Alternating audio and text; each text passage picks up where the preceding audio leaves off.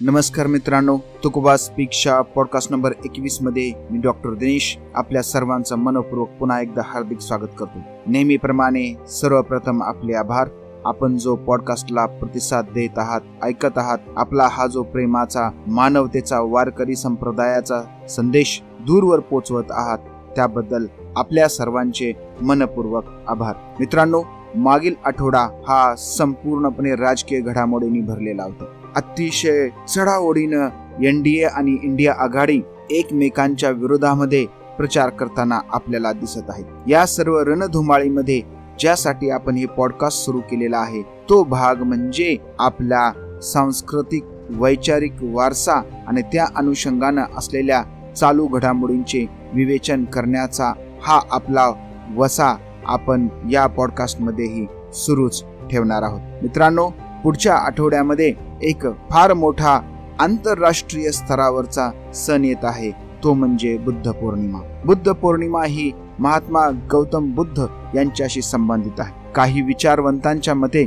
महात्मा गौतम बुद्धांचा जन्म, त्यांना ज्ञान प्राप्ती आणि त्यांना मोक्ष प्राप्ती हे तीनही एकाच दिवशी झाली आणि तो दिवस म्हणजे वैशाख पौर्णिमा आणि त्यामुळे बुद्ध जयंती ही वैशाख पौर्णिमेला साजरी केली जाते. महात्मा गौतम बुद्धांचा जन्म हा इसवी सन पूर्व 5व्या ते 6व्या शतकामध्ये झाला असं मानलं जातं. त्यांच्या जन्माच्या अचूक तारखेबद्दल फार मोठा पुरावा अस्तित्वात नाही. वेगवेगळ्या कथांमध्ये, थेरी गाथांमध्ये, वेगवेगळ्या चर्चांमध्ये त्यांच्या अनुयायांनी जी त्यांची जन्मतारीख सांगितलेली आहे, त्यावरून देशामध्ये त्याचप्रमाणे संपूर्ण जगामध्ये ही बुद्ध पौर्णिमा साजरी केली जाते. श्रीलंका, म्यानमार, फिलिपिन्स, चीन, जपान, मलेशिया, बांगलादेश, भारत, भूतान, नेपाळ अशा वेगवेगळ्या देशांमध्ये त्यांच्या संशोधकांच्या मते जी तारीख आहे त्या दिवशी बुद्ध पौर्णिमा साजरी केली जाते.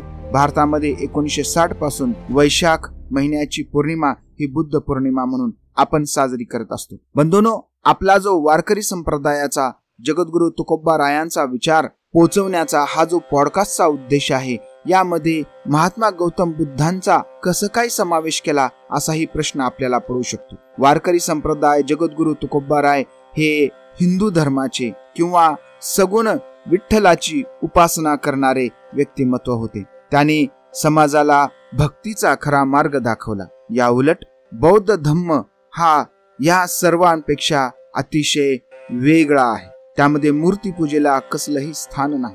परंतु जेव्हा मी बुद्धाचा विचार करतो तेव्हा माझ्या मनामध्ये एक गोष्ट चमकून गेली. ती गोष्ट अशी आहे की जरी कुठल्याही धर्मोपदेशकाने जगद्गुरु तुकोबा रायांना बौद्ध धम्माची दीक्षा दिलेली नसली किंवा तुकोबा राय हे स्वतःला बौद्ध अनुयायी आहेत असं जरी सांगत नसले, तरी त्यांच्या अभंगातून जी त्यांच्या शिकवणीतून जी शिकवण आपल्याला मिळते, ती शिकवण आणि महात्मा गौतम बुद्धाची शिकवण ही अतिशय सारखी आहे. त्याच्यामध्ये प्रचंड समानता आहे. त्यावरून पारलौकिक दृष्टिकोनातून जर विचार केला तर कदाचित त्यांचा संबंध असावा आणि ते महात्मा गौतम बुद्धाचे वैचारिक वारसदार असावेत. बहिणाबाई म्हणतात, कलयुगी बौद्ध रूपी धरी हरी तुकोबा शरीर प्रकटला. बहिणाबाई म्हणतात की या कलयुगामध्ये हरीनं काय केलेलं आहे, बुद्धाचं रूप घेतलेलं आहे आणि या बुद्धाच्या रूपानंच तुकोबा राय प्रकटले आहे. म्हणजे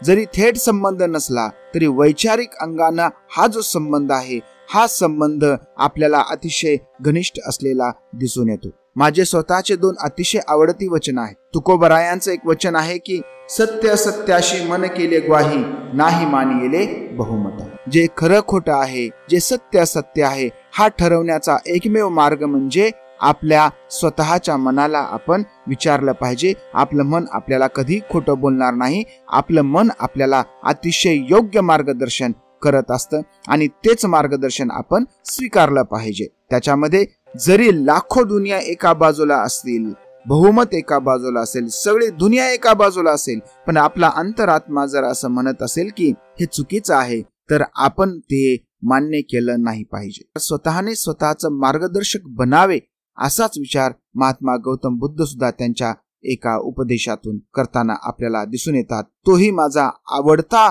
उपदेश आहे, तो म्हणजे अत्थ दीप भव. आपल्या मार्गाचे मार्गदर्शक आपण स्वतः बनलं पाहिजे. आपल्या स्वतःचे दीपक आपण बनलं पाहिजे. कुणालाही आंधळेपणाने आपण स्वीकारलं नाही पाहिजे. हा जो विचार आहे, हा विचार जगद्गुरु तुकोबारायांनी सुद्धा पुढे आपल्याला दिलेला दिसून येतो. मी म्हणतो मी बुद्ध आहे, मी ज्ञानी आहे. लोक मला बुद्ध म्हणतात, म्हणजे ज्ञानी व्यक्ती म्हणतात. त्यामुळे जे मी सांगतो ते सर्व सत्य आहे हे आपण न स्वीकारता आपल्या स्वतःच्या अनुभवातून आपण स्वीकारलं पाहिजे. हा एवढा सारखेपणा या दोघांमध्ये कसा आहे. आणि या प्रेरणेतून जेव्हा मी विचार केला तेव्हा माझ्या लक्षात आलं की कदाचित बुद्धांचाच विचार किंवा बुद्धांचीच प्रेरणा ही जगद्गुरु तुकोबारायांच्या साहित्यात उमटलेली आहे. आणि त्यामुळे आजच्या पॉडकास्टचा विषय आपला हा बुद्ध पौर्णिमा आहे. महात्मा गौतम बुद्धांचा जन्म एका राजघराण्यात झाला. एका शाक्य कुलामध्ये राजा शुद्धोधन आणि आई मायादेवी हे त्यांचे आई वडील होते. वयाच्या 29व्या वर्षी त्यांनी सर्व जगाचं दुःख कसं नष्ट करता येईल या कारणाच्या शोधासाठी ते बाहेर पडले. आणि एका पिंपळाच्या झाडाखाली ध्यानस्थ बसलेले असताना त्यांना ज्ञानप्राप्ती झाली. आणि त्या दिवसापासून त्यांनी काय केलं तर लोकांना हे जे ज्ञान मला प्राप्त झालेलं आहे, हे ज्ञान प्राप्त झालेलं त्यांनी सर्वांना सांगायला सुरुवात केली. आणि असं म्हणतात की हे 3 दिवस, त्यांचा जन्म, त्यांना ज्ञानप्राप्ती आणि त्यांची मोक्ष प्राप्ती, हे 3 दिवस एकच आहेत. तर काही अभ्यासकांच्या मते ते वेगवेगळे आहेत. दिवस महत्वाचे नाही, तर त्यांनी जो उपदेश केला तो उपदेश महत्वाचा. मग जगद्गुरु तुकोबाराय आणि महात्मा गौतम बुद्ध या दोघांमधला संबंध शोधण्याचा मी प्रयत्न केला. आणि हा संबंध शोधताना माझ्या लक्षात आलं की दोघांमध्ये 2000 वर्षांचं अंतर आहे. जगद्गुरु तुकोबाराय हे 16व्या शतकातले आणि इसवी पूर्व 500 शतक, म्हणजे 2000 वर्षांच्या या दोघांमध्ये फरक आहे. त्यामुळे त्यांचा प्रत्यक्षपणे कसलाही संबंध येणं शक्य नाही. जगद्गुरु तुकोबारायांच्या कालखंडामध्ये या देशातून बौद्ध धर्माचा पूर्णपणे ऱ्हास झालेला होता. इथे ऱ्हास झाला तरी तिकडे आग्नेय आशिया असेल, चीन, जपान या ठिकाणी आणि जगभर बौद्ध धर्म पसरला होता. परंतु भारतामध्ये मात्र त्यांचा ऱ्हास झालेला होता. आणि अशा परिस्थितीमध्ये वैदिक धर्माचा या ठिकाणी सर्वत्र प्रसार आणि प्रचार झालेला होता. आणि हळूहळू त्यातील जे काही कर्मकांड आहे, देवभोळेपणा आहे, अंधश्रद्धा आहे, यामुळे पुन्हा एकदा समाज गांजला गेला. भक्ती अतिशय कठीण होऊन गेली. आणि भक्ती सोपी करण्याचं काम जे नामदेवांनी सुरू केलं होतं त्याचा कळस हे जगद्गुरु तुकोबाराय पुढे झालेले आपल्याला दिसून येतात. आणि यांचा संबंध जेव्हा मी शोधण्याचा प्रयत्न केला तेव्हा माझ्या लक्षात आलं की मानवाच्या इतिहासामध्ये, म्हणजेच भारताच्या इतिहासामध्ये आपल्याला या सर्वांची मुळं आपल्याला सापडताना दिसून येतात. सुरुवात आपण वैदिक धर्मापासून करू. वैदिक धर्मामध्ये भाषा त्यांची संस्कृत होती. आणि धर्माचा अभ्यास,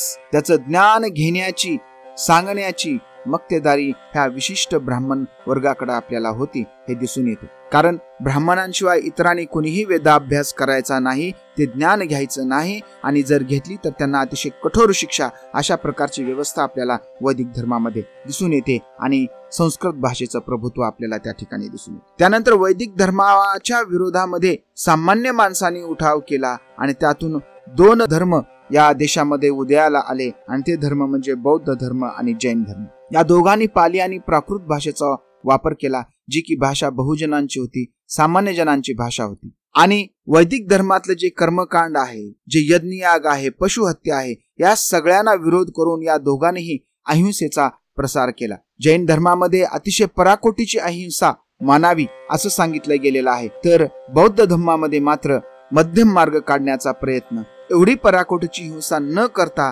स्वतःच्या आत्मज्ञानावर भर द्यावा, स्वतःचा शोध घ्यावा, या विषयाला त्यांनी जास्त महत्व दिलं. हे दोन्हीही धर्म हे अवैदिक म्हणून त्यांना नास्तिक संप्रदाय असं सुद्धा म्हटलं जातं. त्यानंतर या दोन्ही धर्माचा उदय झाला, पुन्हा त्यांचा ऱ्हास झाला. आणि मग पुन्हा एकदा समाजाला, बहुजन समाजाला भक्तीच्या मार्गाची गरज वाटू लागली. आणि सोपी भक्ती करण्याचा मार्ग पुन्हा उपलब्ध करून देणारे म्हणजे ते चक्रधर स्वामी.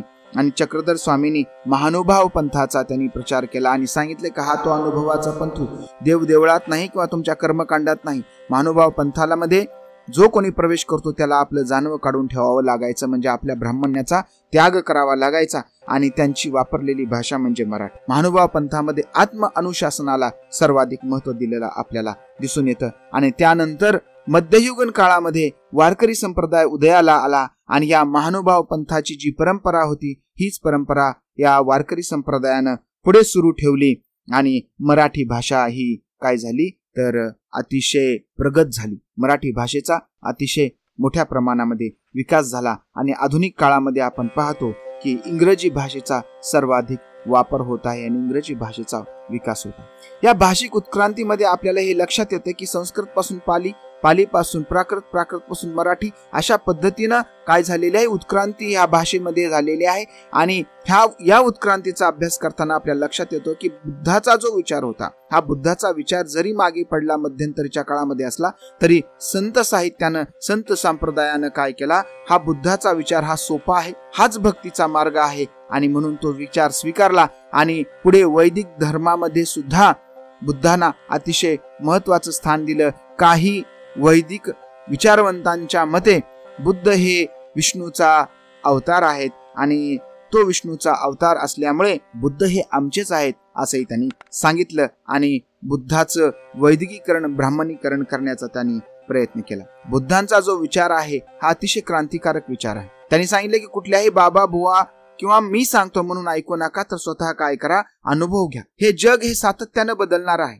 हे विश्व स्थिर नाही. त्यामुळे आजची जी गोष्ट आहे ती गोष्ट उद्या तशीच असेल असं नाही. तत्वज्ञानामध्ये एक विचार सांगितला जातो तो म्हणजे प्रॅग्मॅटिझम. प्रॅग्मॅटिझम मध्ये असं सांगितलं की जीवन हे स्थिर नाही, ते सतत बदलत असते. महात्मा गौतम बुद्धांनी सुद्धा हेच सांगितलं की जीवन हे स्थिर नाही, ते सतत बदलत असते आणि या बदलाला आपण काय केलं पाहिजे, स्वतःला जोडून घेतलं पाहिजे. आणि जेव्हा आपण स्वतःला जोडून घेऊ हे कधी शक्य होईल तर जेव्हा आपण स्वतःला ओळखू आणि स्वतःला ओळखण्यासाठी त्यांनी ध्यान धारणेचा मार्ग समाजाला सांगितला होता. आधुनिक काळामध्ये या प्रॅग्मॅटिझमचे जनक म्हणून चार्ल्स सँडर्स पियर्स यांना मानलं जातं. त्यांना फादर ऑफ प्रॅग्मॅटिझम असं म्हटलं जातं. मराठीमध्ये याला व्यवहारवाद असं सुद्धा म्हटलं जातं. त्यानंतर हिलिंग्टन, निकोलस रेशर, त्यानंतर न्यू प्रॅग्मॅटिक मध्ये रिचर्ड रोटरी या सर्वांनी या प्रॅग्मॅटिझमचा काय केला विचार उचलून धरला. आणि जेव्हा आपण या प्रॅग्मॅटिझमनं जो विचार सांगितला आहे ह्या विचाराबद्दल आपण जेव्हा चिंतन करतो तेव्हा आपल्या लक्षात येतं की हाच विचार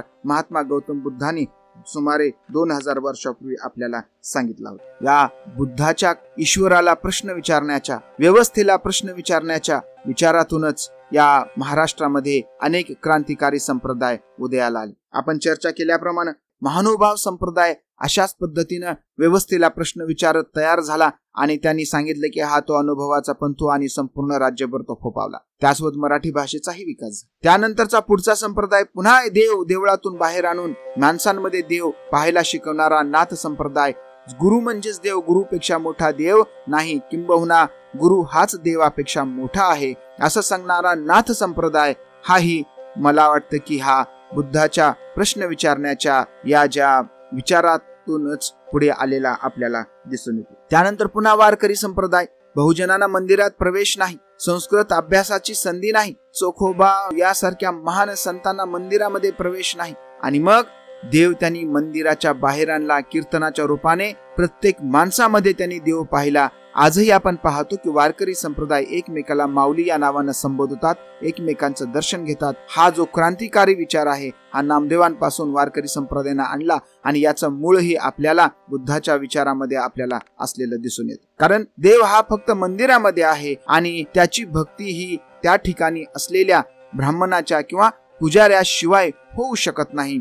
हा भ्रम वारकरी संप्रदायानं खोडून काढला आणि त्यासाठी त्यांनी आधार घेतला तो चिंतनाचा, विचाराचा. आणि हा आधार जेव्हा आपण पाहतो तेव्हा आपल्याला गौतम बुद्ध या ठिकाणी ठळकपणे दिसून येतात. त्यामध्ये सरळ सरळ बुद्धाचा फार मोठा गवगवा जरी केलेला नसला तरी विचार मात्र बुद्धाचेच या सर्वांनी फॉलो केलेले आपल्याला दिसून येतात. जगद्गुरु तुकोबाराय आणि महात्मा गौतम बुद्ध यामध्ये अनेक बाबतीमध्ये साम्य आहे. जगद्गुरु तुकोबारायांनी आपली संपत्ती, लोकांचे कर्ज खाते, कुटुंब या सर्वांमध्ये त्यांना जो ऐहिक लाभ होणार होता ह्या सर्व ऐहिक लाभाचा त्यांनी त्याग केला आणि चिंतनावर त्यांनी लक्ष केंद्रित केलं. ते भंडाऱ्याच्या डोंगरामध्ये जायचे आणि ध्यानस्थ बसायचे. अगदी अशाच प्रकारे ज्ञानाची प्राप्ती सुद्धा महात्मा गौतम बुद्धांना झाली होती. त्यांनीही आपल्या कुटुंबाचा त्याग केला होता आणि बाहेर जंगलामध्ये जाऊन कठोर तपश्चर्या त्यांनी केली आणि त्यातूनच त्यांना काय झाली, ज्ञानाची प्राप्ती झाली. गौतम बुद्ध तर राजाचे पुत्र होते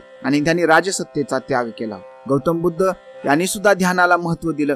त्यातूनच आज विपश्यनासारखी एक अतिशय प्रभावी अशी ध्यान धारणा करण्याची पद्धती विकसित झाली होती. आणि आजही आधुनिक काळामध्ये सुद्धा संपूर्ण जगभर ताणतणावातून मुक्ती मिळवण्यासाठी आणि मानसिक स्वास्थ्यासाठी ह्या विपश्यनेचा वापर केला जातो. अगदी तुकोबाराय सुद्धा भंडाऱ्याच्या डोंगरामध्ये ध्यान चिंतन करताना आपल्याला दिसून येतात. जगद्गुरु तुकोबारायाने सुद्धा आपलं आयुष्य हे समाजासाठी समर्पित केले. बुद्धांनी सुद्धा आयुष्य समाजासाठी समर्पित केले. दोघांनीही आयुष्य समाजासाठी समर्पित केलं. मात्र सर्वांनी आपला कुटुंब प्रपंच सोडून द्यावा असं सांगितलं नाही. बुद्धांनी फक्त काही लोकांनाच भिक्खू होण्यास परवानगी दिली, सर्वांना परवानगी दिली नाही. आपल्या कुटुंबियाच्या परवानगी शिवाय भिक्खू होता येत नव्हते. जगद्गुरु तुकोबारायाने सुद्धा आपला संसार अतिशय नेटका सुंदर केला आणि लोकांना सांगितले की संसार प्रपंच करूनही आपण परमार्थ करू शकतो.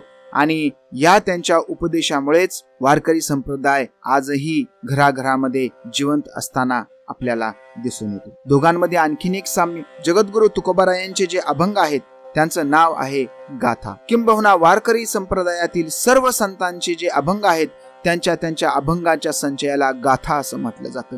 गाथा हा मूळ पाली शब्द आहे आणि महात्मा गौतम बुद्धांची जी शिकवण आहे ही शिकवण सुद्धा गाथेमध्येच आपल्याला दिसून येते. दोघांनीही लोकभाषेचा वापर केलेला आपल्याला दिसून येतो. तुकोबारायांनी प्राकृतचा मराठीचा वापर केला आणि महात्मा गौतम बुद्धांनी पाली भाषेचा वापर केला. ती त्या काळाची सामान्य माणसाची भाषा होती. प्रश्न विचारा, चिंतन करा, प्रश्नांची उत्तरं स्वतः शोधा, अर्थदीप भव. आणि हे सर्व केल्यानंतरच तुम्हाला स्वतःला ज्ञानाची प्राप्ती होणार आहे. आणि जेव्हा व्यवस्थेला प्रश्न विचारले गेले आणि व्यवस्थेकडून प्रश्नाची उत्तरं योग्य प्रकारे आली नाहीत तेव्हा लक्षात आलं की ही व्यवस्था फोल आहे. त्या व्यवस्थेचा फोलपणा लक्षात आल्यानंतर संतांनी त्याला पुन्हा दुसरा पर्याय दिला आणि या पर्यायामधूनच जे संप्रदाय उदयाला आले ते संप्रदाय म्हणजे आपण मगाशी चर्चा केल्याप्रमाणे नाथ संप्रदाय, वारकरी संप्रदाय म्हणजेच भक्ती संप्रदाय, महानुभाव संप्रदाय, लिंगायत संप्रदाय आणि सुफी संप्रदाय. इस्लामचा भारतामध्ये प्रवेश झाल्यानंतर इस्लाम मध्ये सुद्धा प्रश्न विचारण्याची परंपरा सुरू झाली. आत्मज्ञान मिळवण्यासाठी आपण चिंतन केलं पाहिजे, ध्यान केलं पाहिजे हे त्यांच्याही लक्षात आलं आणि इस्लाम मधील सुधारणावादी ज्याने की इस्लामचं लोकलायझेशन करण्याचा प्रयत्न केला अशा संतांनी काय केलं, एक नवीन पंथ इस्लाम मध्ये स्थापन केला आणि तो पंथ म्हणजे सुफी पंथ आहे. सुफी पंथावर सुद्धा मला वाटतं की महात्मा गौतम बुद्धांच्या प्रश्न विचारण्याचा आणि ध्यान करण्याचा प्रभाव आहे. त्यामुळे आपण पाहतो की या सर्व संतांचे जे ठाणे आहेत, या सर्व संतांची जी ठिकाणं आहेत ही ठिकाणे गावापासून दूर आहेत, ज्या ठिकाणी त्यांना एकांत मिळावा आणि या एकांतामध्ये ते काय करतील, ध्यान करतील, चिंतन करतील आणि या ध्यानातून चिंतनातूनच काय होतं तर आपल्याला वास्तविक ज्ञान प्राप्त होतं. भारतामध्ये आजही गुरु परंपरा आहे. हिंदूंमध्ये किंवा वारकरी संप्रदायामध्ये नाथ संप्रदायानंतर आलेली गुरु परंपरा आपल्याला दिसून येते. त्यासोबतच इस्लाम मध्ये सुद्धा जे मुस्लिम इस्लामचे अनुयायी आहेत, जे त्याचं अनुसरण करतात, त्यांच्यामध्येही आपल्याला गुरु परंपरा असलेली दिसून येते. मागच्या एका पॉडकास्ट मध्ये शेख मोहम्मद बाबांचा विचार करताना आपण सुफी परंपरेबद्दल चर्चा केलेली आहे. त्यांच्यामध्येही गुरु परंपरा आहे आणि हा सर्व प्रभाव जो आहे, हा सर्व प्रभाव हा प्रश्न विचारण्याच्या आणि संदेह करण्याच्या आणि स्वतः उत्तर शोधण्याचा हा जो मार्ग गौतम बुद्धांनी दिला होता त्याच्यातून पुढे आली आहे असे मला वाटते. सध्याच्या लोकांनी स्वतःच्या स्वार्थासाठी जो भक्तीचा मार्ग आम्हाला सांगितला होता, हा भक्तीचा मार्ग कसा आहे, चुकीचा आहे हे जेव्हा लक्षात आलं, जगद्गुरु तुकोबाराय एका अभंगामध्ये म्हणतात की मज पाहता हे लटिके सकळ, कोठे माया जाळ दावी देवा, न धरे संबंध आहे शुद्ध बुद्ध, ठाईंचे ठाई मोह गुंथा जाळे, नका लावू बळे वेड आम्हा, जीव शिव काही ठेवियेली नावे, सत्य तुम्हा ठावे असून सेवेच्या अभिलाषे न धराची विचार, आम्हा दारोदार हिंडविले, आहे तैसे आता कळलियावरी, परते सांडा दुरी दुजेपण, तुका म्हणे काय छायेचा अभिलाष, हंस पावे नाश तारांगणी. जेव्हा मी लटक स्वतःला पाहतो तेव्हा मला हे जे तुम्ही मायाजाळ दाखवलेला आहे देवा, हे मायाजाळ मला तुम्ही कशाला दाखवलं आणि याचा काय संबंध आहे, भक्तीचा आणि ज्ञानप्राप्तीचा या मायाजाळाचा काही संबंध नाही. हा जो बुद्ध आहे हा शुद्ध बुद्ध आहे आणि हा शुद्ध बुद्ध कुठं आहे, ठाईचे ठाई आहे, त्याच ठिकाणी आहे जिथे तुम्ही आहात. तुमच्या मध्येच कोण आहे, हा शुद्ध बुद्ध वसलेला आहे. आणि मोह बुंथा जाळे नका लावू बळे वेडा. आणि हा जो मोह आहे, भक्तीच्या मार्गातला मोह, जेव्हा भक्त आपला जय जयकार करतात तेव्हा आपल्याला छान वाटतं, आपल्याला त्याची सवय लागते. आणि असला मोह आम्हाला तुम्ही काही दाखवू नका आणि बळच या मोहाचं वेड आम्हाला तुम्ही दावू नका. जीवाशिवाचे तुम्ही काही जरी नाव ठेवले असं आम्हाला सांगितलेलं असलं तरी सत्य तुम्हाला माहिती होतं, परंतु ते तुम्ही आम्हाला माहिती होऊ दिलं नाही. का माहिती होऊ दिलं नाही? तर तुम्हाला हे सत्य शोधण्याच्या मार्गाच्या माध्यमातून तुम्हाला आमच्याकडून सेवा करून घ्यायची होती आणि तुम्ही आमच्याकडून सेवा करून घेतली, आम्हाला दारोदार हिंडवलं. परंतु हे असं आहे, जेव्हा आम्हाला कळलं तेव्हा आता तुमच्या आमच्यात काही दुजेपण उरलं नाही, कारण जे ज्ञान तुम्हाला आहे ते ज्ञान आता आम्हाला सुद्धा प्राप्त झालेलं आहे. म्हणून महाराज म्हणतात की तुका म्हणे काय छायेचा अभिलाष, हंस पावे नाश तारांगणे. आम्हाला छायेचा अभिलाष नाही. हंस तारांगणामध्ये गेला तरी तो नाश पावतो, त्यामुळं आम्हाला असल्या गोष्टीची काही अपेक्षा नाही. परंतु एक गोष्ट नक्की आहे की ते ठाईचे ठाई असलेलं जे ज्ञान आहे, शुद्ध बुद्धाचं जे ज्ञान आहे ते आम्हाला आता प्राप्त झालेलं आहे. त्यामुळे आम्ही आता तुमच्या नादाला लागणार नाही.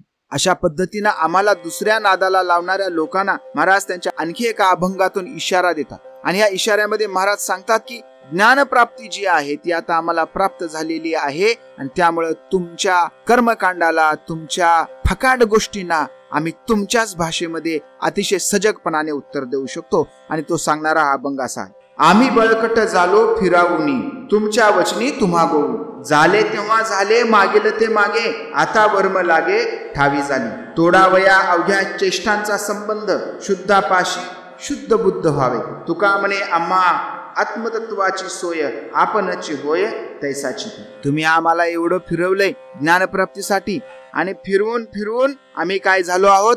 बळकट झालो आहोत. जसं व्यायाम केल्यामुळे एखादा व्यक्ती शक्तिशाली होतो, ताकदवान होतो, तसं आम्हाला तुम्ही इकडं तिकडं फिरवलं, काहीच ज्ञान काहीच सांगितलं, आम्ही त्याचाच अभ्यास करत बसलो आणि ह्या अभ्यास करता करता आमचा अभ्यासही वाढला आणि आम्हाला ज्ञान प्राप्ती आमच्या स्वतःच्या माध्यमातून आम्ही करून घेतली. आणि त्यामुळं तुम्ही जे आम्हाला वचन सांगितलं, तुम्ही जे आम्हाला ज्ञान सांगितलं होतं त्याच्या आधारे आम्ही तुम्हालाच त्याच्यामध्ये गोवू शकतो.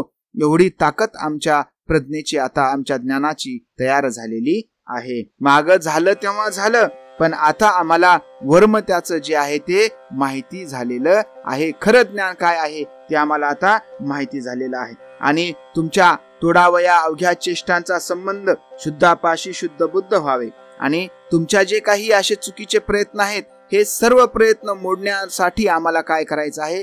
जे शुद्ध आहे, ज्यांचं अंतःकरण शुद्ध आहे, जे ज्ञानी आहेत, त्यांच्यापाशी आम्ही शुद्ध बुद्ध होणार आहोत. आणि महाराज म्हणतात की तुका म्हणे आम्हा आत्मतत्वाची सोय, आपणची होय तैसाची तू. आम्हाला आत्मतत्वाची सोय आता प्राप्त झालेली आहे. आम्हाला भक्तीसाठी तुमच्या मागे मागे हिंडण्याची किंवा तुमच्या पाया पडण्याची गरज आता आम्हाला नाही, कारण आता आम्हाला आत्मतत्वाची सोय झालेली आहे. हा जो स्वतःला शोधण्याचा, चिंतनाचा आणि आत्मतत्वाशी भेट घेण्याचा हा जो मार्ग आहे, हा मार्ग आम्हाला आता प्राप्त झालेला आहे. त्यामुळं आपण आता कसे होणार आहोत? आत्मतत्वाप्रमाणे, म्हणजे जसा माझा आत्मा आहे, जसं माझं मन आहे, त्याप्रमाणेच आम्ही होणार आहोत. अशा प्रकारे बुद्धाचा विचार हा जगद्गुरु तुकोबरायांनी त्यांच्या अभंगातून आपल्याला दिलेला दिसून येतो. जगद्गुरु तुकोबरायांनी आपल्या या अभंगांमधून बुद्धांचा विचार आपल्याला सांगितलेला दिसून येतो. त्याचप्रमाणे आणखीन एक बुद्धांवरचा अभंग महाराजांचा आहे. ते म्हणतात की बौद्ध अवतार माझिया उदृष्ट, मौन मुखे निष्ठा धरियेली, मध्ये झाले मौन देवा बीज ध्यानी, बौद्ध ते म्हणून नावे रूप. बौद्ध रूप माझ्या उदृष्ट झाला, माझ्या दृष्टीपथात आला आणि मौनानं त्यानं निष्ठा त्याची धरली आहे. तशीच मी सुद्धा मौन बाळगून काय केलेले आहे? त्याची निष्ठा धरली आहे. मध्ये झाले मौन देवा बीज ध्यानी, बौद्ध ते म्हणून नावे रूप. आणि मग अशा पद्धतीनं बुद्धाचं जे नाव आहे हे मौनाच्या माध्यमातून मला प्राप्त झालेलं आहे. मौनाचं बीज जे माझ्यामध्ये पडलेलं आहे, ज्यातून मी मौन धारण करतो आणि भंडाऱ्याच्या डोंगरात जाऊन ध्यान करतो. आणि हे ध्यान जे आहे, हे ध्यान मला बुद्धाच्या विचारातून प्राप्त झालेलं आहे. जगद्गुरु तुकोबरायांचा आणि महात्मा गौतम बुद्धांच्या कुठल्याही अनुयाचा थेट संबंध नाही. परंतु महाराज भंडाऱ्याच्या डोंगरात जायचे, त्या ठिकाणी ध्यान करायचे. कदाचित त्या ठिकाणी सापडलेल्या ज्या बौद्ध लेण्या आहेत, ह्या बौद्ध लेण्यांचा प्रभाव हा तुकोबारायांवर पडलेला असू शकतो. अशा पद्धतीनं जगद्गुरु तुकोबारायांचं आणि महात्मा गौतम बुद्धाचं एक वैचारिक, परिदृढ आणि सुदृढ असं नातं आपल्याला दिसून येतं. आणि बुद्धाच्या विचारांचं जे बीज आहे हे तुकोबारायांच्या अभंगातून आपल्याला प्रकट झालेलं दिसून येतं. बुद्धांबद्दल किंवा बुद्धांच्या विचारांबद्दल अनेक दुसऱ्या संतांनी सुद्धा, जे की वारकरी संप्रदायातलं फार मोठं नाव आहे, अशा संतांनी सुद्धा त्यांच्याबद्दल लिहिलेलं आहे. संत एकनाथ महाराज काय लिहितात बघा. लोक देखोनी उन्मत्त दारानी आसका, न बोले बौद्ध रूप ठेविले जदनी हात, नववा वैसे स्थिर रूप तथा नाम बौद्ध रूप, संत तयादारी निष्ठांतती निरंतर. अशा प्रकारे महाराज बौद्ध रूप हे किती महान आहे, किंवा महाराज त्याला नववा वसे स्थिर रूप तथा नाम बौद्ध रूप, या ठिकाणी बहुधा महाराज हे विठ्ठलालाच बौद्ध रूप मानत आहेत असं आपल्याला दिसून येतं. विठ्ठल म्हणजेच वैष्णव, आणि अशा प्रकारे पंढरपूरचा विठ्ठल हा विष्णूचा अवतार आहे. विष्णूचा 9वा अवतार म्हणजे कोण आहेत? बुद्ध आहेत. अशा पद्धतीने संत एकनाथ महाराजांनी त्यांच्या अभंगातून आपल्याला सांगितलेलं दिसून येतं. संत नामदेव महाराज म्हणतात की धर्म लोपला अधर्म झाला हे तू न पाहसी, या लागी बौद्ध रूपे पंढरी नांदसी. आणि धर्म लोपला गेलेला आहे, अधर्म सगळीकडे उदंड झालेला आहे, माजला आहे, तुला दिसत नाही का? आणि त्यासाठीच बौद्ध रूपानं काय केलेलं आहेस? तू पंढरपूरमध्ये आलेला आहेस. बहुधा नामदेव महाराज सुद्धा पंढरपूरच्या विठ्ठलाला बौद्ध रूप मानत आहेत असं वाटतं. संत नामदेव आणखीन एका अभंगात म्हणतात की गोकुळी अवतारू 16 सहस्रावरू, आपण योगेश्वरू बौद्ध रूपी, व्रतभंगासाठी बौद्ध अवतार, झाला दिगंबर अवनीये, ऐसा कष्टी होऊन या बौद्ध राहिलास. या अभंगातून सुद्धा संत नामदेव महाराज हे विठ्ठलाला बुद्धाचा अवतार मानत आहेत असं आपल्याला दिसून येतं. आजच्या आधुनिक युगामध्ये मुळामध्ये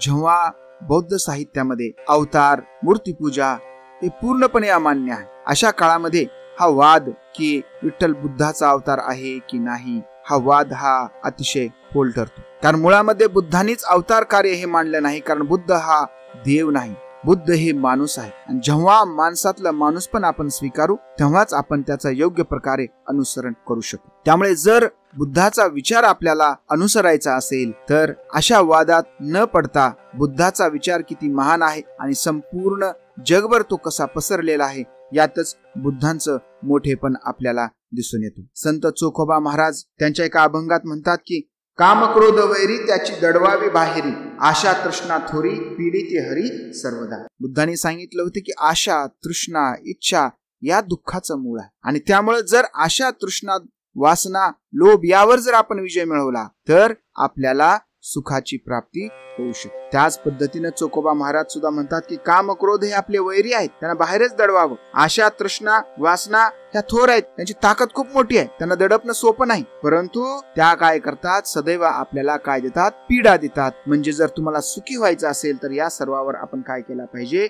विजय मिळवला पाहिजे. अशा प्रकारे वारकरी संप्रदाय आणि गौतम बुद्धांचा विचार लौकिक अर्थानं जरी प्रत्यक्ष संबंध नसला तरी पारलौकिक अर्थानं किंवा एका वैचारिक पातळीवर, आध्यात्मिक पातळीवर बुद्धांच्या विचारांचा प्रभाव आपल्याला वारकरी संप्रदायामध्ये दिसून येतो. एवढंच नाही तर जो भक्ती संप्रदाय देशभर पसरलेला होता, त्या भक्ती संप्रदायामध्ये वर सुद्धा आपल्याला महात्मा गौतम बुद्धाचा प्रभाव पडलेला आपल्याला दिसून येतो. अशा प्रकारे येत्या 23 तारखेला जी बुद्ध पौर्णिमा आहे, या बुद्ध पौर्णिमेच्या निमित्तानं मी आपणा सर्वांना बुद्ध पौर्णिमेच्या शुभेच्छा देतो. आणि आजचा जो जगद्गुरु तुकोबारायांचा बुद्धांवरचा अभंग आहे तो असा आहे, त्याचं विवेचन आणि चर्चा आपण करूया. आशा ते करविते बुद्धाचा तो लोप, संदेहाते पाप कैसे नव्हे, आपुला आपण करावा विचार, प्रसन्न ते सार मन ग्वाही, नावे रूपे अंगी लावेला विटाळ, होते ते निर्मळ शुद्ध बुद्ध, आंधळ्यासी नये देखण्याची चाली, चाले ऐसी बोली तुका म्हणे. हा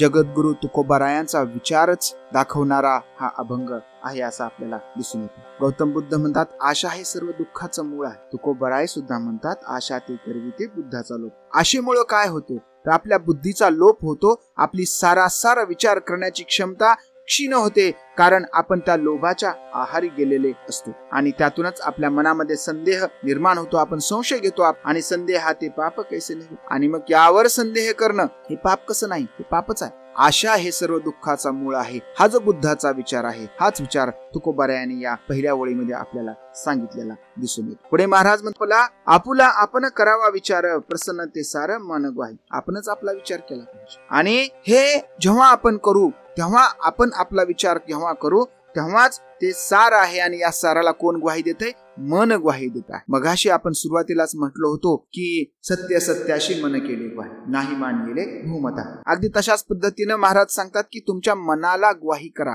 मनाला विचारा. आपला आपण विचार करावा, कोणाच्या सांगण्यावर विश्वास ठेवू नये. आणि महात्मा गौतम बुद्धांनी सुद्धा हेच सांगितलं, मी जरी सांगतो तरी तुम्ही ते ऐकू नका. अत्थदीप भव बना, स्वतःचा ज्ञानाचा मार्ग शोधा आणि आपल्या मनाला विचारा, ध्यान करा, चिंतन करा, आणि त्यातूनच तुम्हाला काय सापडेल? तुमचा मार्ग सापडेल. पुढे महाराज म्हणतात की नावे रूपे अंगी लाविला विटाळ, होते ते निर्मळ शुद्ध होईल. आणि अशा नावानं रूपानं कसलाही विटाळ होत नसतो. हा विटाळ हा काय आहे? थोतांड आहे. आणि काय निर्मळ आहे? निर्मळ ते होते कोण? शुद्ध बुद्ध. बुद्ध हे निर्मळ होते आणि त्यांच्या मार्गदर्शनानुसार जर आपण विचार केला तर विटाळ हे काय आहे? थोतांड आहे. त्यामुळं नावाचा, रूपाचा, रंगाचा, वंशाचा, जातीचा कसलाही विटाळ कसा आहे? निषिद्ध आहे, चुकीचा. आणि पुढे महाराज फार सुंदर सांगतात, म्हणतात आंधळे ऐसी नये देखण्याची चाली, चाले ऐसी बोली तुका म्हणे. म्हणजे जो आंधळा आहे, आजच्या काळात जे अंधभक्त आहेत, ह्या आंधळ्याला देखण्याची चाली, बघण्याचं जे रूप आहे, बघण्याची जी शैली कशी आहे हे सांगून उपयोग नाही. आणि म्हणून महाराज म्हणतात की ज्याच्याकडे दृष्टी आहे त्यालाच हे सगळं कळणार आहे, त्यालाच हे सगळं दिसणार आहे. जर कुणी कुठला पूर्वग्रह मनामध्ये घेऊन जर या विचाराकडे पाहणार असेल तर त्याला हा विचार समजणार नाही आणि तो काय होणार आहे? या ज्ञानापासून काय होणार आहे? वंचित होणार आहे. या अभंगातून आपल्या लक्षात येतं की लौकिक अर्थानं, आध्यात्मिक अर्थानं, ज्ञानात्मक अर्थानं तुकोबाराय आणि महात्मा गौतम बुद्ध हे काही वेगळे नाहीत, हे काय आहेत? एकच आहेत. तर आज आपण महात्मा गौतम बुद्ध आणि जगद्गुरु तुकोबाराय यांच्या विषयी विवेचन केलेलं आहे. तर तुम्हाला हे विवेचन कसं वाटलं हे जरूर सांगा, सुधारणा सुचवा. आणि आपला जो हा खरा वारकरी संप्रदायाचा, समतेचा आणि प्रेमाचा, आपुलकीचा, मायेचा संदेश आहे, हा संदेश आपल्या मित्रांना सांगा, दूरवर पोचवा आणि आपले पॉडकास्ट लोकप्रिय करा.